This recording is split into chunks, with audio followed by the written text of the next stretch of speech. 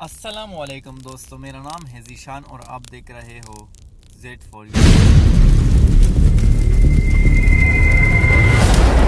حضرت سلیمان فارسی رضی اللہ عنہ کا قبول اسلام سے پہلے کا نام ماب تھا۔ والد کا نام بوشہان تھا جو اصفہان فارس کے نواحی بستی جئی کا سردار تھا۔ بوشہان دربار ایران میں بڑا رسوخ رکھتا تھا۔ وہ نہ صرف ایک بڑا زمیندار تھا بلکہ ایک بڑے آتش کدے کا بھی محتم تھا۔ اگرچہ ماب کی پرورش بڑے لاڈ و پیار سے ہوئی لیکن اس کے باوجود یہ بچہ بہت سادہ اور خاموش تھا۔ ماب اپنے ہم عمر لڑکوں میں کھیلنے کے بجائے ہر وقت آتش کدہ میں آگ جلانے میں مصروف رہتا تھا۔ اس کی یہی کوشش ہوتی تھی کہ آگ کبھی بجھ نہ پائے۔ ایک دن والد نے ماب کو کھیتوں میں کسی ضروری کام سے بھیجا۔ فرمانبردار بیٹا فوراً کھیتوں کی طرف چل پڑا۔ راستے میں ایک گرجا تھا جہاں عیسائی عبادت میں مصروف تھے۔ ماب ان کا طریقہ عبادت دیکھ کر بہت متاثر ہوا اور ان سے درخواست کی کہ وہ اسے اپنے مذہب میں داخل کر لے۔ چنانچہ انہوں نے اس نوجوان کو دعوت دے کر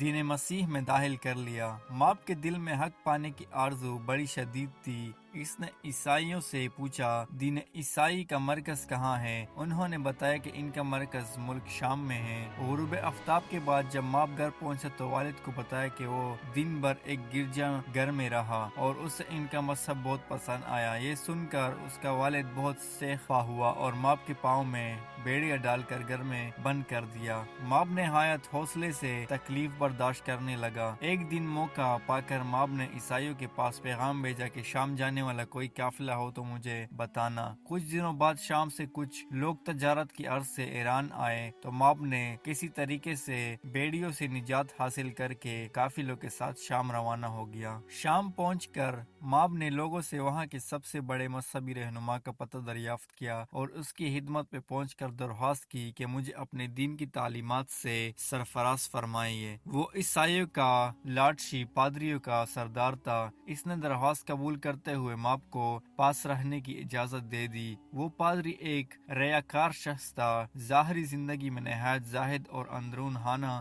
عیش و عشرت کا دلدار اور مال جمع کرنے کا شوقین تھا۔ کچھ عرصہ بعد وہ مر گیا تو ماب نے اس کا کچا چٹا لوگوں کے سامنے کھول دیا۔ یہ سن کر لوگ بہت سخت ناراض ہوئے، تاہم انہوں نے ایک عابد اور زاہد پادری کو اس کا جانشین مقرر کیا۔ ماب دل و جان سے اس کی خدمت میں مصروف رہتا تھا۔ پادری نے یہ بھی حق کی تعلیم میں کوئی کسر نہ چھوڑا۔ جب اس کا آخری وقت قریب آیا تو اس نے ماب سے کہا کہ تم میرے بعد موصل چلے جانا، وہاں فلاں شخص دینی مسیح کا سچا پیروکار ہے۔ ماب موصول پہنچ کر اس شخص سے تحصیل علم میں مصروف ہو گیا۔ خدا کی قدرت کچھ عرصہ بعد اس کا آخری وقت بھی قریب آ گیا۔ اس نے ماب کو وصیت کی کہ تم فلاں شخص کے پاس چلے جانا، میرے علم کے مطابق وہی اسی دین حق پر کاربند ہے جبکہ دوسرے لوگوں نے دین کو بدل ڈالا ہے۔ ماب اس شخص کو پاس پہنچ کر اس مردہ پایا اور صحبت سے فیض اٹھایا۔ جب اس شخص کی موت سر پر آئی تو ماب کو اس نے بتایا کہ جس نور حق کی تمہیں تلاش ہے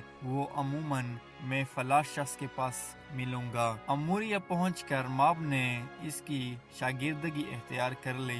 یہ ایک نہایت پرہیزگار شخص تھا۔ ماب اس کی صحبت میں دین مسیح کا سچا پیروکار بن گیا۔ اپنے استاد کی طرح وہ بھی دن رات عبادت میں مشغول رہتا۔ غذا کے حصول کے لیے اس نے کچھ بکریاں خرید لیے جن کے دودھ سے وہ غذا حاصل کرتا تھا۔ جب اموریہ کا اس لارڈشپ کا آخری وقت قریب آیا تو اس نے ماب کو بلا کر کہا اے حق کے متلاشی، اس وقت ساری دنیا کفر و شرک میں غرق ہے۔ دنیا میں مجھے کوئی ایسا شخص نظر نہیں آیا جس کے پاس تجھے بھیجوں، البتہ اس نبی کے ظہور کا وقت قریب ہے جو اس دن کو زندہ کرے گا۔ وہ عرب میں اس زمین کی طرف ہجرت کرے گا جس پر کھجور کے درختوں کی کثرت ہوگی، ان کے دونوں شانوں کے درمیان مہر نبوت ہوگی۔ وہ ہدیہ قبول کرے گا اور صدقہ کو اپنے لیے حرام سمجھے گا۔ اگر تم اس پاک نبی صلی اللہ علیہ وسلم کا زمانہ پاؤ تو اس کی خدمت میں ضرور حاضر ہونا۔ ماب اس شخص کے کفن دفن سے فارغ ہو کر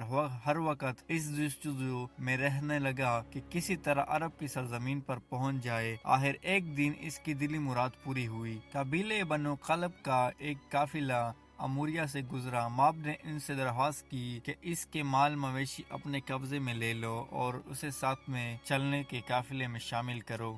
قافلے والے رضامند ہو گئے۔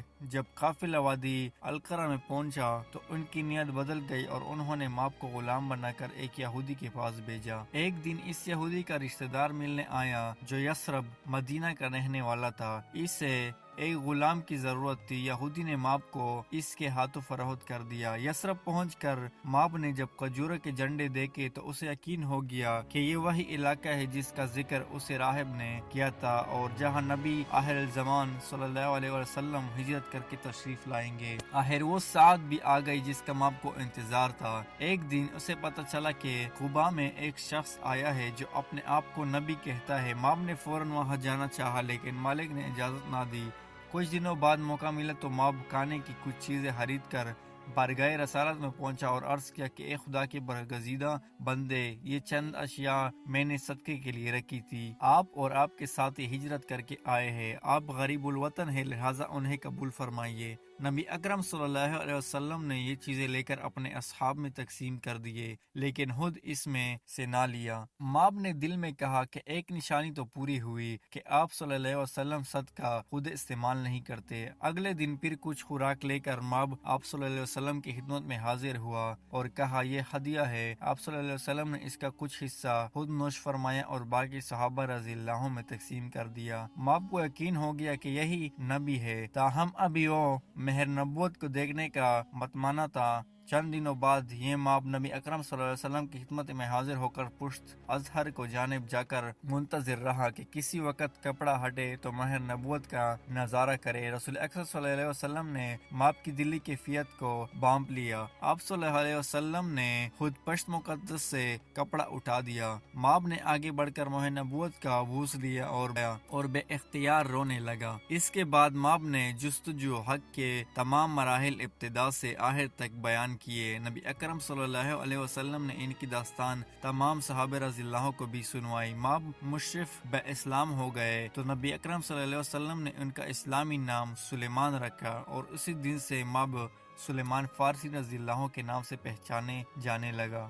سلیمان فارسی رضی اللہ عنہ چاہتے تھے کہ دن رات نبی اکرم صلی اللہ علیہ وسلم کی خدمت میں حاضر رہے لیکن یہودیوں کی غلامی کے باعث ایسا ممکن نہ تھا، اسی وجہ سے بدر احد کی عزاوت میں بھی شرکت نہ کر سکے۔ حضور اکرم صلی اللہ علیہ وسلم کو ان کی مجبوری کا علم تھا۔ ایک دن آپ صلی اللہ علیہ وسلم نے فرمایا کہ سلیمان، تم اپنے آقا سے اپنی گلو خلاصی کے لیے موازنہ ادا کرنے کی کوئی سبیل کرو۔ یہ سن کر اپنے آقا سے بات کی، اس نے 40 اوقیہ سونا اور 300 پودے لگانے کا مطالبہ کیا۔ نبی اکرم صلی اللہ علیہ وسلم کو جب اس بارے میں پتہ چلا تو آپ صلی اللہ علیہ وسلم نے صحابہ کرام رضی اللہ عنہم سے فرمایا، تم لوگ سلیمان رضی اللہ عنہ کو غلامی سے رہائی میں مدد دو۔